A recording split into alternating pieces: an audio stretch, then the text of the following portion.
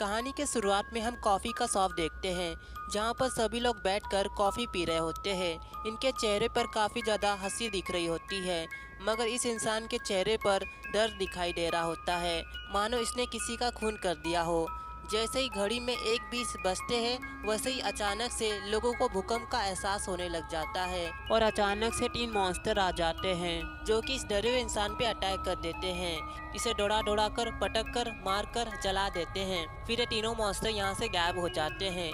इस अजीब घटना से लोगों के बीच डर का माहौल हो जाता है। फिर हम डिटेक्टिव जिन से मिलते हैं, जिसका चेहरा काफ़ी ज़्यादा उदास दिख रहा होता है। डिटेक्टिव जिन और उनके पार्टनर क्राइम सीन पे जा रहे होते हैं। यहाँ पर हमें द न्यू ट्रूथ के बारे में सुनने को मिलता है, जो कि एक ऑर्गेनाइजेशन है। इस ऑर्गेनाइजेशन का कहना है कि जो भी इंसान बुरा काम करता है, उसे 3 मॉन्स्टर नरक ले जाते हैं। पहला उस इंसान को एक एंजल बताता है कि उसे नरक कब ले जाया जाएगा, कितने बजे ले जाया जाएगा। यहाँ पर हम एक और ऑर्गेनाइजेशन का नाम सुनते हैं, जिसका नाम है एरोहेड, जो न्यू ट्रूथ का फॉलोअर है। एरोहेड वाले क्राइम्स के डिटेल ऑनलाइन लीक कर देते हैं और ये एरोहेड न्यू ट्रूथ की सारी बातों को सच मानते हैं। फिर ये दोनों क्राइम सीन पे पहुंच जाते हैं। यहाँ पर हम न्यू ट्रूथ के चेयरमैन को देखते हैं, जिसका नाम है जिन। इन्होंने ही 2012 में न्यू ट्रूथ की स्थापना की थी। चेयरमैन जुंग इन सभी को बता रहे होते कि आज जो हुआ वो सब गॉड ने किया है। जिस इंसान ने भी अपनी ज़िंदगी में क्राइम किया है, जैसे कि मर्डर, रेपिस्ट, इन सभी को गॉड नरक ले जा रहे हैं। यहाँ पर ये सभी ऐसे ही इंसान की इमेज दिखा रहे होते हैं, जिन्होंने पहले क्राइम किया था। उन्हें अब हेल में पहुँचा दिया गया है। गॉड चाहते हैं कि इंसान सिर्फ अच्छा ही रास्ते पे चले और बुरा रास्ता छोड़ दें। स्पीच खत्म होने के बाद ये दोनों डिटेक्टिव चेयरमैन जुंग से पूछताछ करने आ जाते हैं। तभी डिटेक्टिव जिन की नज़र अपनी बेटी पे जाती है, जो कि यहाँ की वॉलंटियर है। वो अपनी बेटी से कहते हैं कि तुम यहाँ क्या कर रही हो, तुम्हें तो घर पे रहना चाहिए। ये कहती मैं घर पे ही जा रही हूँ, आपको ज़्यादा टेंशन लेने की जरूरत नहीं है। चेयरमैन जिन की बेटी को देखकर हमें लगता है कि वो भी किसी चीज़ को लेकर उदास है। जुंग इन्हें बोलता है कि जो तुम विक्टिम की बात करने वाले हो, उसे अब नरक ले जाया गया है उसके पापों के कारण। यहाँ वो अपने बारे में बताते हैं कि मेरा बचपन अनाथ आश्रम में बीता है। जैसे जैसे मैं बड़ा होने लगा, मेरी जीने की इच्छा खत्म होने लगी। 20 साल का होते होते सोचने लगा कि मुझे अपनी ज़िंदगी को ख़त्म कर देना चाहिए, क्योंकि 20 साल होने के बाद हमें अनाथ आश्रम छोड़ना पड़ता है। इसलिए मैंने मरने की ठान ली थी। मैं टिबेट में अपने आप को ख़त्म करने के लिए आ गया था, लेकिन मुझे वहाँ पर 3 मॉन्स्टर दिखे थे, जो एक इंसान को जिंदा जलाकर गायब हो गए। उस दिन के बाद मेरी पूरी ज़िंदगी बदल गई और मैं गॉड की तलाश में पूरी दुनिया घूमने लगा और मुझे पता चला कि गॉड आखिर इंसानों से चाहते क्या है। ये सब जिनको मजाक लग रहा होता है। तभी चेयरमैन जुंग कहता है कि मुझे तुम्हारी बेटी ने बताया कि तुम्हारी वाइफ का मर्डर कर दिया गया था। वो मर्डरर आज भी खुलेआम घूम रहा है। उस मर्डरर का कहना था कि मैंने खून जानबूझ के नहीं किया था, मैं ड्रग्स के नशे में था, इसलिए इसे 10 साल की सज़ा मिली थी, लेकिन ये 6 साल के बाद ही जेल से बाहर निकल गया। इसी वजह से डिटेक्टिव जिन और इनकी बेटी उदास रहती है। चेयरमैन इन्हें काट देते हुए कहता है कि तुम लोगों को और भी बात करना है तो मुझे फ़ोन करके बता देना। इसके बाद हम एरोहेड के एक मेंबर को देखते हैं, जो कि लाइव स्ट्रीम करके अपने ऑडियंस को बता रहा होता है कि ईश्वर ने दुनिया से बुराई खत्म करने के लिए 3 मॉन्स्टर को भेजा है। जिसने भी अपनी ज़िंदगी में पाप किया है वो अब बच नहीं पाएगा, उसे नरक ले जाया जाएगा। तभी हम एक वीडियो को देखते हैं। इनका नाम है किंग, जो कि एक जर्नलिस्ट है। इनका मानना है कि ये सब बकवास है। न्यू ट्रूथ और एरोहेड ऐसी बातें इसलिए कर रहे हैं क्योंकि उनको सरकार से विश्वास उठ गया है। नेक्स्ट वीडियो में हम देखते हैं कि एरोहेड के मेंबर किम को बुरी तरह से मार पीट रहे होते हैं और इनसे कहते हैं कि तुम सॉरी बोलो, तुम्हें सॉरी बोलना होगा। तुम्हें गॉड पे यकीन कैसे नहीं है, इसे सॉरी कहना पड़ता है। इससे हमें पता चलता है कि एरोहेड मारने पीटने का भी काम करता है। फिर अगले सीन में हम मिस्टर किम को पुलिस स्टेशन में देखते हैं। जिसने भी किम को मारा होता है उन सभी को पकड़ लिया गया होता है। पकड़े जाने के बाद भी ये लोग हंस रहे होते हैं, क्योंकि ये सभी बच्चे होते हैं, इन्हें सज़ा कम मिलेगी। किम की लॉयर कहती कि आपको इनको सख्त से सख्त सज़ा देनी चाहिए, नहीं तो ये आगे चलकर बुरा काम करेंगे। फिर इसके बाद हम पार्क नाम की औरत को देखते हैं। इनका आज बर्थडे होता है। इनके बच्चे अपनी मॉम को बर्थडे विश कर रहे होते हैं, पर तभी इनके सामने एंजल आकर कहता है कि मिसेस पार्क, आज से 5 दिन बाद 3 बजे तुम्हें नरक ले जाया जाएगा। ये सुनते ही मिसेस पार्क काफ़ी ज़्यादा डर जाती है। मिसेस पार्क अपनी भविष्यवाणी लॉयर मिन को बता देती है। इनके बच्चों ने एंजल की वीडियो रिकॉर्ड कर दी होती है और इन्होंने ये भविष्यवाणी न्यू ट्रूथ के चेयरमैन जुंग को भी बताई होती है, लेकिन उन्होंने कहा कि मैं आपकी इसमें मदद नहीं कर सकती, पर वो मुझे लाइव ब्रॉडकास्ट करना चाहते हैं जिस दिन वो मॉन्स्टर मुझे नरक ले जाएंगे। ये सुनने के बाद ये दोनों काफ़ी ज़्यादा हैरान हो जाते हैं। न्यू ट्रूथ वाले इनकी मुसीबत का फ़ायदा उठाना चाहते हैं। आगे मिसेस पार्क कहती है, अगर मैंने उन्हें लाइव ब्रॉडकास्ट करने दिया तो बदले में वो मुझे 3 करोड़ रुपए देंगे। लॉयर मिन उन्हें समझाती है कि आपको इस भविष्यवाणी पर विश्वास नहीं करना चाहिए। पार्क कहती है, अगर ये भविष्यवाणी सच हो गई तो मेरे बच्चे अनाथ हो जाएंगे। मैं बस ये चाहती हूँ कि अगर मैं मर जाऊँ तो ये पैसे मेरे बच्चों को मिल जाए। अब इसके बाद मिन अपने घर पर आ जाती है। यहाँ पर हम उनकी मम्मी को देखते हैं। मिन अपनी मम्मी को चिल्लाने लग रही थी क्योंकि वो स्मोक कर रही थी। हमें ये भी पता चलता है कि मिन की मॉम को कैंसर है, वो अब ज़्यादा जीने वाली नहीं है, लेकिन उन्हें ये बात की खुशी है कि वो अपनी बेटी के साथ है। फिर अगले दिन लॉयर मिन इनके पार्टनर के साथ चेयरमैन जुंग के साथ कॉन्ट्रैक्ट साइन करने आ जाती है। इस कॉन्ट्रैक्ट पे लिखा है कि ब्रॉडकास्ट करने के बदले में न्यू ट्रूथ वाले इन्हें पैसे देंगे। अगर ब्रॉडकास्ट कैंसिल भी हुआ तो भी इन्हें पैसे देने पड़ेंगे। ये सब शर्तें चेयरमैन जुंग मान जाते हैं। जुंग मिसेस पार्क से पूछते कि आपके बच्चे के फादर नहीं दिखाई दे रहे।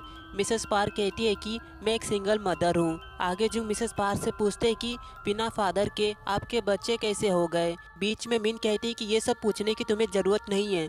मिसेस पार्क ने पहले ऐसा कौन सा काम किया जिससे उन्हें नरक जाना पड़ रहा है। तभी मीटिंग के बीच ये 2 बच्चे आ जाते हैं। बड़े बेटे का नाम इन्युल है और छोटी बेटी का नाम हायुल है।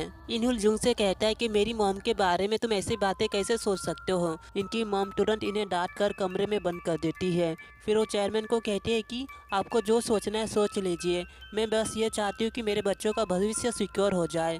वो मिन को कहती है कि प्लीज़ मेरे बच्चों का दूर भेज दो। फिर हम देखते हैं कि मिसेस पार्क की लाइव ब्रॉडकास्ट की खबर एरोहेड के मेंबर के पास पहुंच जाती है। ये मास्क वाला लाइव स्ट्रीम करके अपने व्यूवर्स को बता रहा होता है कि हमें पता चला है कि किसी एक इंसान को नरक जाने की भविष्यवाणी हुई है। न्यू ट्रूथ वाले उस इंसान को 3 दिन बाद लाइव ब्रॉडकास्ट करने वाले हैं जिस दिन उसे नरक ले जाया जाएगा। तभी इसके कमेंट सेक्शन में कोई मिसेस पार्क का नाम और पर्सनल डिटेल लीक कर देता है और जिसने भी ये लीक किया है वो असल में डिटेक्टिव जिनका पार्टनर जिसका नाम एनपायो है। यानी इसे यकीन है कि मिसेस पार्क ने जरूर कोई पाप किया था, तभी इन्हें नरक ले जा रहे हैं। इसके बाद हम डिटेक्टिव जिन की बेटी हाईजुंग को देखते हैं जो कि चेयरमैन जुंग के साथ होती है। ये इन्हें बताती है कि मेरी वजह से मेरी मॉम की जान चली गई।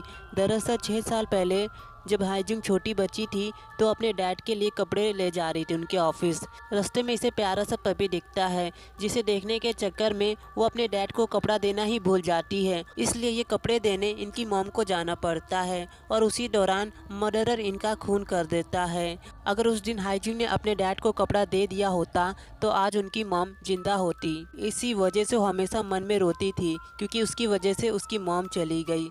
ये कहकर वो रोने लगती है। जुंग इसे गले लगाकर कहता है कि फिक्र मत करो, हम उस आदमी को सजा देंगे और हम दोनों एक ऐसी दुनिया बनाएंगे जहाँ पर कोई भी पाप नहीं करेगा।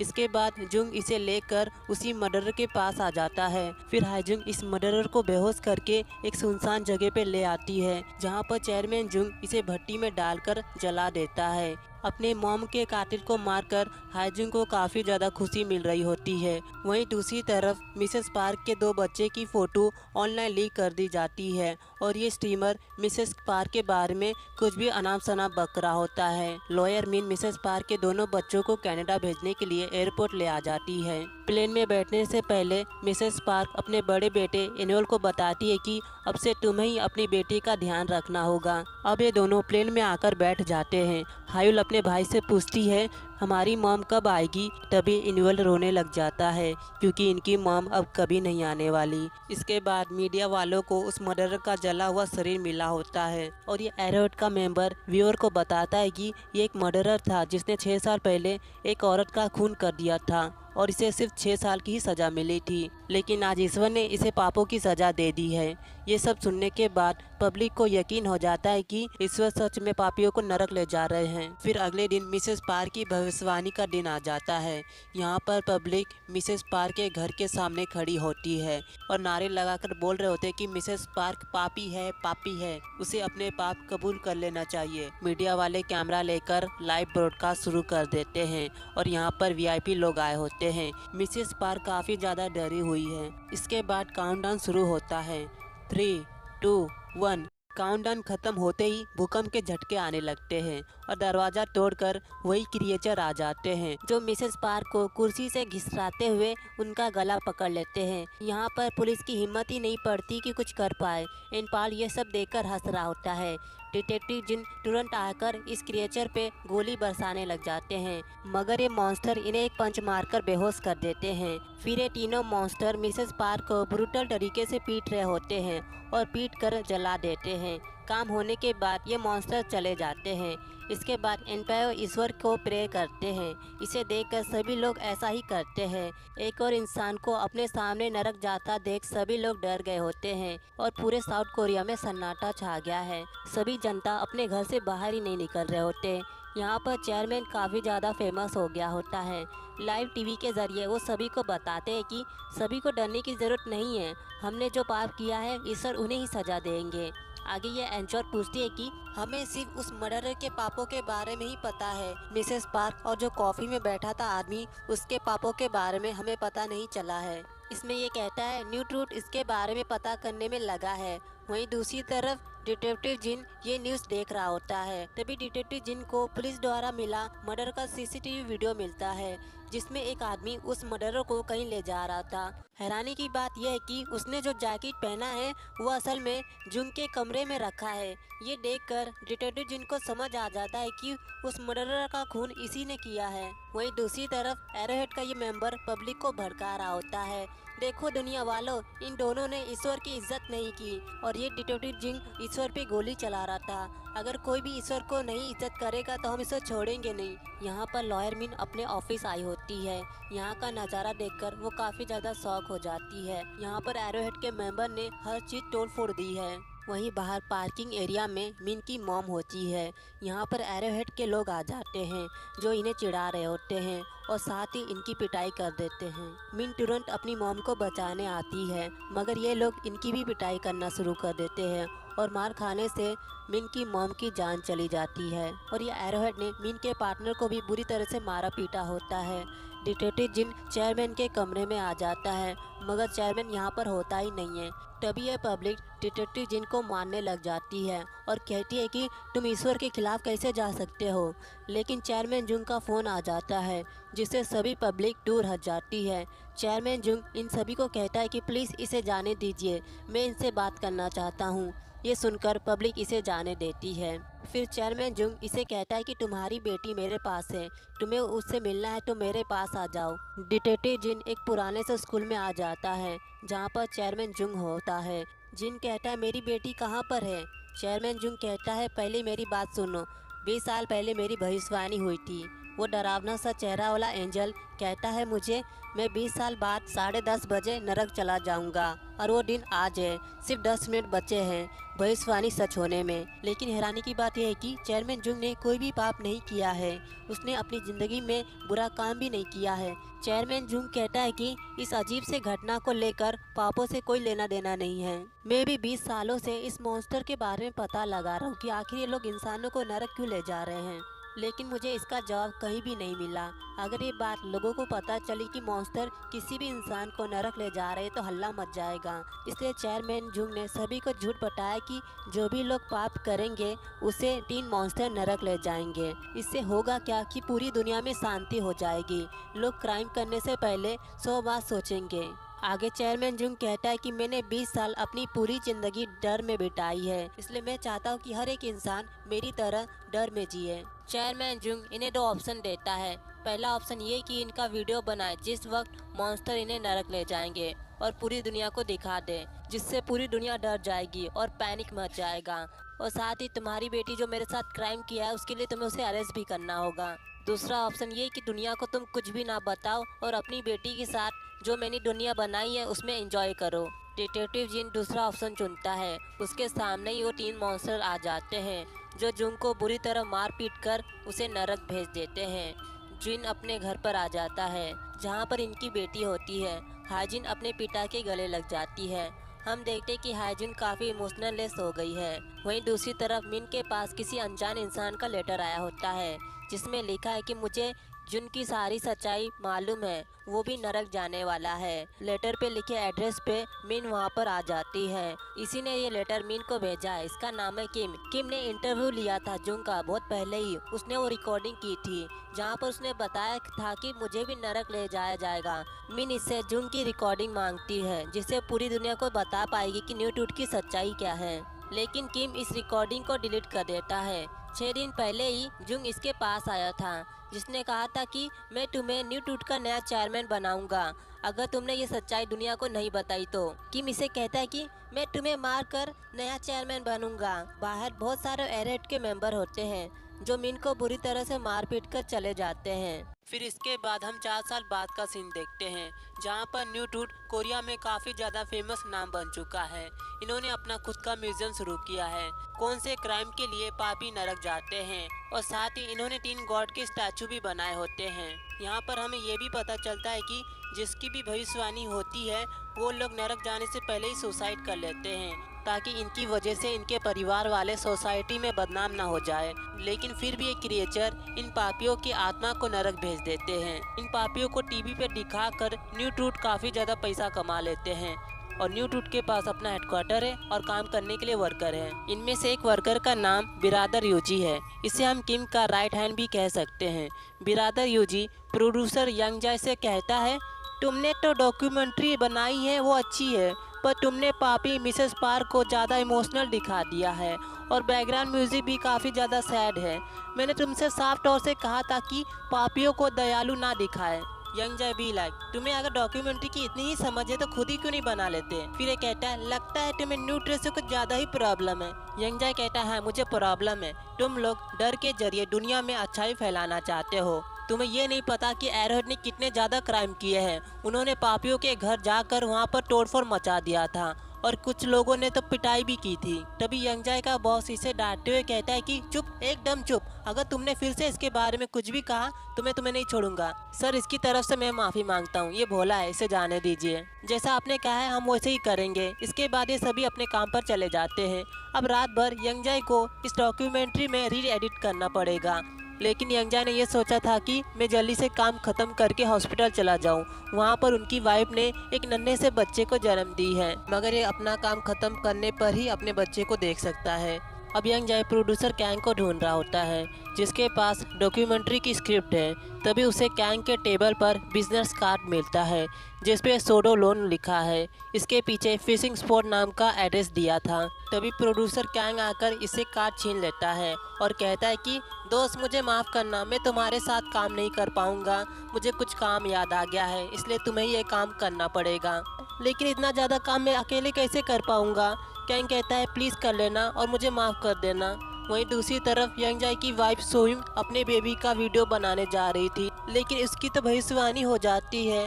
आज से 3 दिन बाद 9:30 बजे उस नन्हे से बच्चे को वो मॉन्स्टर नरक भेज देंगे। वहीं दूसरी तरफ यंग जाय काम खत्म करके हॉस्पिटल जाने लगता है, पर तभी उसे कैंग की वाइफ का फ़ोन आ जाता है जो उससे पूछती है कि क्या तुमने मेरे पति को देखा है। ये कहता है वो आपसे ही मिलने गया है। कैंग की वाइफ कहती है वो घर तक नहीं पहुँचे हैं। मुझे उनको लेकर काफ़ी ज़्यादा चिंता हो रही है क्योंकि कुछ दिनों पहले मुझे एक लोन कंपनी का फ़ोन आया था। उन्होंने मुझे बताया कि मेरे पति ने काफ़ी ज़्यादा लोन लिया है।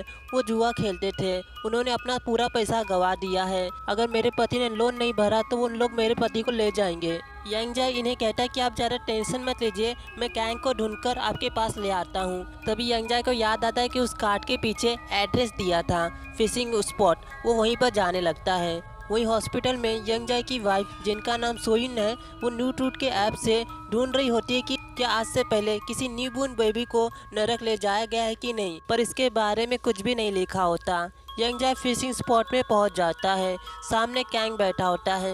यंग जाय कहता है कि तुम यहाँ क्या बैठे हो, चलो मेरे साथ। लेकिन अपने दोस्त को देखते ही कैंग भागने लग जाता है।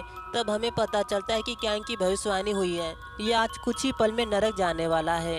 यंगजाई कहता है क्या क्या तुम एक पापी हो? वो कहता है नहीं नहीं मैं पापी नहीं हूँ। कैंग अपने दोस्त को कहता है कि प्लीज ये बात मेरी वाइफ को मत बताना, और न्यू ट्रूथ वाले मेरे फैमिली को परेशान करने लग जाएंगे। मुझे हाल ही में सोडो नाम ऑर्गेनाइजेशन के बारे में पता चला है, उन्होंने मुझे बताया कि मैं यहाँ पर आ जाऊँ, यहाँ पर वो मुझे गायब कर देंगे और किसी को भी नहीं पता चलेगा कि मैं नरक चला गया हूँ। फिर तभी वो मॉन्स्टर आ जाते हैं जो कैंग को बुरी तरह से मार पीट कर नरक भेज देते हैं। फिर यहाँ पर सोडो ऑर्गेनाइजेशन के लोग आ जाते हैं। इनमें से जो चश्मा पहरा है इसका नाम है हाईजून, जो इसे कहता है कि जो तुमने यहाँ पर देखा वो सब भूल जाना, नहीं तो हम तुम्हें छोड़ेंगे नहीं। ये लोग इसे बेहोश करके चले जाते हैं। अगली सुबह इसकी आँख खुलती है, ये तुरंत हॉस्पिटल पहुंच जाता है जहां पर इनकी वाइफ वीडियो देखकर रो रही थी। ये तो यहां पर खुश होकर आया था, मगर अपनी बेटी की वीडियो देखकर ये सदमे में चला जाता है। और इस फिशिंग स्पॉट पे पुलिस आ जाती है जो कैंग को ढूंढने में लगी होती है। यहाँ पर बिरादर यूजी भी आया होता है। तभी इसकी नज़र सोडो कार्ड पे जाती है। इस कार्ड को यहाँ पर देखकर उसे थोड़ा अजीब सा लगता है, और यहाँ हॉस्पिटल में यंगजाई को कुछ समझ ही नहीं आ रहा होता कि वो आगे क्या करे। तभी इसे पता चलता है कि रात में जो आदमी से मिला था जिसमें चश्मा लगाया था वो असल में हांगकांग यूनिवर्सिटी का प्रोफेसर है। यंगजाई तुरंत उससे मिलने आ जाता है, मगर इसके आदमी इसे पकड़ लेते हैं। इसको लगा कि इसे मारने आया है। यंगजाई ने समझाता है कि घबराओ मत, मैं तुम्हें कुछ नहीं करने वाला। फिर हाईजून इसे बताता है कि सोडो एक ऑर्गेनाइजेशन है जिसे हम लोग चलाते हैं, जिसकी भविष्यवाणी होती है हम लोग उसे न्यू ट्रूथ से पहले ही ढूंढ लेते हैं और उसे दुनिया से छुपा देते हैं ताकि उसे दुनिया पापी ना कहे। यंगजाई कहता है क्या बात कर रहे हो, जो मॉन्स्टर पापी को ले जाते हैं वो असल में पापी नहीं रहते।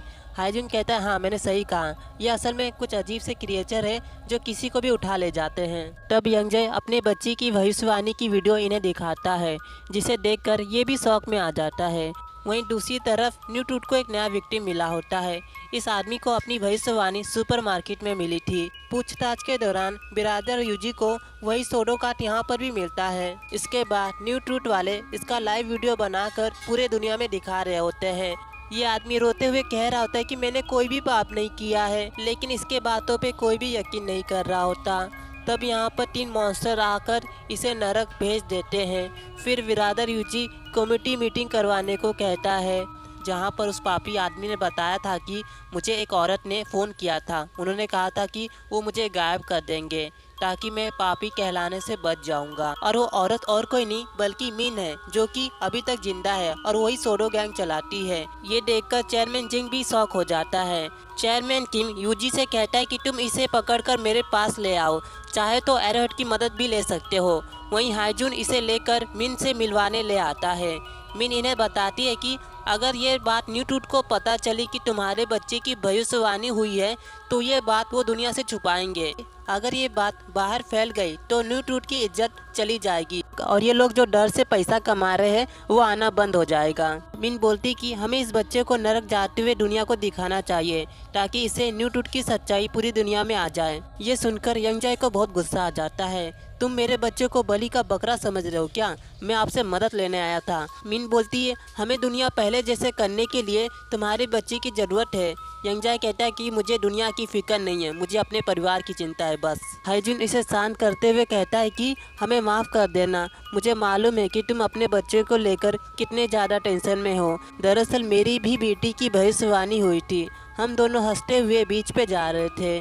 उसी समय एंजल आकर मेरी बेटी को कहता है कि 30 सेकंड में तुझे नरक ले जाया जाएगा।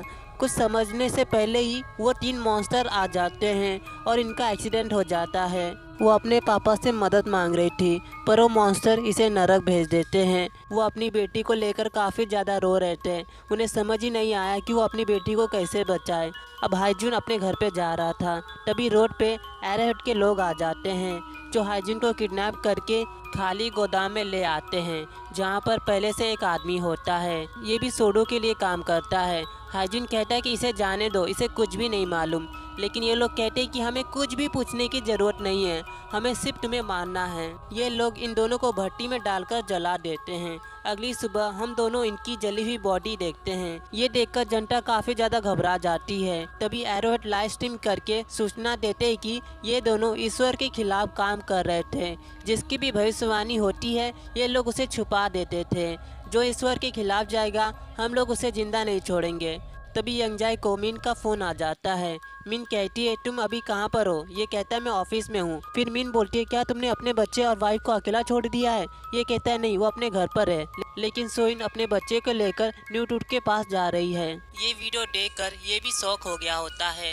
सोयून कहती है कि मेरे बच्चे ने तो कोई भी पाप नहीं किया है, तब उसकी भविष्यवाणी कैसे हो गई? बिरादर यूजी कहता है कि मैं भी हैरान हूँ ये देखकर। चेयरमैन किम और बाकी के स्टाफ इस भविष्यवाणी को देखकर ये भी हैरान हो गए होते हैं। इनमें से एक आंटी कहती है कि अगर ये वीडियो बाहर गया तो हमारा धंधा बंद हो जाएगा। किम इन्हें ऑर्डर देता है कि जल्दी से उस बच्चे को कहीं छुपा दो। वहीं यंगजाई और मिन अपने साथियों के साथ यहाँ पर पहुँच गए होते हैं। ये लोग जबरदस्ती करके इनसे बच्चा छीन लेते हैं। यहाँ पर मीडिया वाले न्यू टूर से सवाल पूछने आए होते हैं। तभी इनका एक आदमी बोलने लगता है कि मैंने पाप किया है, मैं कुछ ही पल में नरक जाने वाला हूँ। ये सुनकर सभी लोग इसके पीछे पड़ जाते हैं और इन लोगों से बचकर ये लोग अंदर पहुँच जाते हैं। फिर इसके बाद मिन इन सबसे लड़ाई करना शुरू कर देती है। कैसे भी करके यंगजाई अपने बच्चे को इनसे छीन लेता है। ये लोग तुरंत कार में बैठकर यहाँ से भाग जाते हैं और ये बंदे ने सबको मामू बना दिया होता है। वहीं चेयरमैन किंग बिरादर यूजी की पिटाई कर रहे होते हैं क्योंकि इसके नाक के नीचे से ये सब भाग गए। वहीं दूसरी तरफ ये तीनों एक आदमी के घर पर रहने आए होते हैं। इस आदमी का नाम होता है ली। इसकी भी भविष्यवाणी हो चुकी है, लेकिन ली ने भी कभी कोई पाप नहीं किया है तो भी उसको नरक जाना पड़ रहा है। लेकिन इस बच्चे को देखकर उसे प्रूफ हो जाता है कि उसने भी कोई पाप नहीं किया है। अब मिन बच्चे का वीडियो इंटरनेट पे डालने वाली होती है। तभी हम देखते हैं कि यहाँ पर वही एरोहेड का मांस होता है। इसका मतलब ली एरोहेड का मेंबर है और ये वही इंसान है जो लाइव स्ट्रीम करके पापियों को बुरा भला कह रहा था। इसके बाद मिन लाइव आकर सभी को बताती है कि जिसे आप ईश्वर का मैसेंजर समझते थे वो असल में एक धोखेबाज है।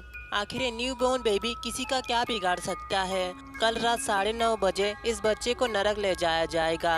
इससे आप लोगों को यकीन हो जाएगा कि जो भी लोग नरक गए हैं वो असल में पापी नहीं थे। अब ये न्यू ट्रूथ वाले सोच रहे होते कि आगे क्या करना है। फिर अगली सुबह हम देखते हैं कि ली चेयरमैन किम से बात कर रहा होता है। ये कहता है कि मैं न्यू ट्रूथ का सच्चा फॉलोअर हूँ और मैं ईश्वर के कामों पे यकीन करता हूँ, पर मुझे 3 साल पहले मेरी भविष्यवाणी मिली थी, लेकिन मैंने अपनी ज़िंदगी में कोई भी पाप नहीं किया है और मुझे नरक उस बच्चे के 10 मिनट बाद ले जाया जाएगा। तब ये कहता है कि ईश्वर ने तुम्हें चुना है, असल में उनसे गलती हो गई है, उन्हें बच्चों को नहीं चुनना था पर उन्होंने चुन लिया है। वो तुम्हें नरक भेज के अपनी गलती सुधारना चाहते हैं। ईश्वर को पूरा यकीन है कि तुम उनका काम जरूर करोगे। ली कहता है सच में, तो मैं उनकी मदद जरूर करूंगा। आगे चेयरमैन किम पूछता है कि तुम्हारा एड्रेस क्या है, हम भी तुम्हारी मदद करेंगे। तब ये कहता है ईश्वर ने मुझे काम करने के लिए दिया है, तब मैं ये काम अकेले ही करूंगा। ये सुनकर चेयरमैन किम को बहुत ही ज़्यादा गुस्सा आ जाता है। अगर एड्रेस मिल जाता तो इनका काम हो बन जाता। तो बिरादर यूजी कहता है कि आप टेंशन मत लीजिए, हम उसका मोबाइल टेस्ट करके वहां तक पहुंच सकते हैं। फिर इसके बाद रात हो जाती है। कुछ ही पल में भविष्यवाणी सच होने वाली है। यंगजाई बाहर घूम रहा होता है, तभी वो देखता है कि यहाँ पर एक आदमी की डेड बॉडी पड़ी है, मगर उसके बगल में ही ली बैठा होता है। ली कहता है कि तुमने मुझे पहचाना नहीं, मैं एरोहेड का मेंबर हूँ, मेरी भी भविष्यवाणी हो गई है, तुम्हारे बच्चे के बाद मेरा ही नंबर आने वाला है। उसके हाथ में चाकू देखकर यंगजाई को समझ आ जाता है कि वो उसे मारने वाला है। ये कहता है चलो अब शांत हो जाओ, बैठकर बात करते हैं। ये कहता है अब तुम कुछ मत बोलो, मेरा प्लान सुनो, मैं पहले तुम्हें मारूंगा, इसके बाद नंबर आएगा तुम्हारी पत्नी का और मिन हाइजुन का। फिर मैं तुम्हारे बच्चे को अपने कमरे में ले आऊँगा जहाँ पर वो मॉन्स्टर इसे नरक ले जाएंगे। इसके बाद मैं इस बच्ची की बॉडी को छुपा दूंगा, 10 मिनट बाद मेरा नंबर आएगा, तो इस तरह किसी को भी नहीं पता चलेगा कि एक बच्ची की भी भविष्यवाणी हुई थी। ऐसा करने से मैं ईश्वर की गलती को छुपा दूंगा और ईश्वर मुझे जन्नत पहुंचा देंगे। तभी यंगजाई इस पे हमला कर देता है, लेकिन ये इसे बेहोश करके इन दोनों के पास आ जाता है, पर तभी मिन उस पे अटैक कर देती है। सोइन तुरंत अपने बच्चों को लेकर बाहर आ जाती है, जहाँ पर पब्लिक बाहर बैल्कनी से इन्हें देख रहे होते हैं। सोयून इन्हें बताती है कि मेरे बच्ची की भविष्यवाणी हुई है, वो मॉन्स्टर मेरे बच्चों को ले जाएंगे। ये सुनकर सभी लोग इनकी वीडियो बनाने लग जाते हैं। ये वीडियो बिरादर यूजी देख लेता है और वो तुरंत अपने साथी को लेकर यहाँ पर आने वाला है। फिर टाइम हो जाता है, ये मॉन्स्टर बच्चे को मारने जा रहे होते हैं, मगर सोइन अपने बच्चे को लेकर भागने लग जाती है। मिन लोहे की रॉड से इन क्रिएचर को मार रही होती है, पर इसका कोई भी फायदा नहीं होता। तभी यंगजाई और सोयून अपने बच्चे के कस के गले लगा लेते हैं। फिर ये मॉन्स्टर अपनी शक्तियों से इन्हें जला देते हैं। सब कुछ शांत हो जाता है, पर तभी हमें बच्ची की रोने की आवाज़ सुनाई देती है। तब हम देखते हैं कि उस नन्हे से बच्चे की जान बच चुकी है।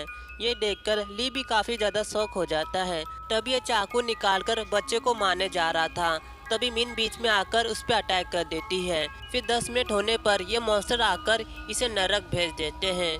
फिर मिन इस बच्चे को गोद में लेकर यहाँ से जा रही होती है। जाने से पहले एक बूढ़ी आंटी इस बच्चे को एक कंबल उड़ा देती है ताकि इसे सर्दी ना हो जाए। तभी यहाँ पर बिरादर यूजी और न्यू टूट के लोग आ जाते हैं।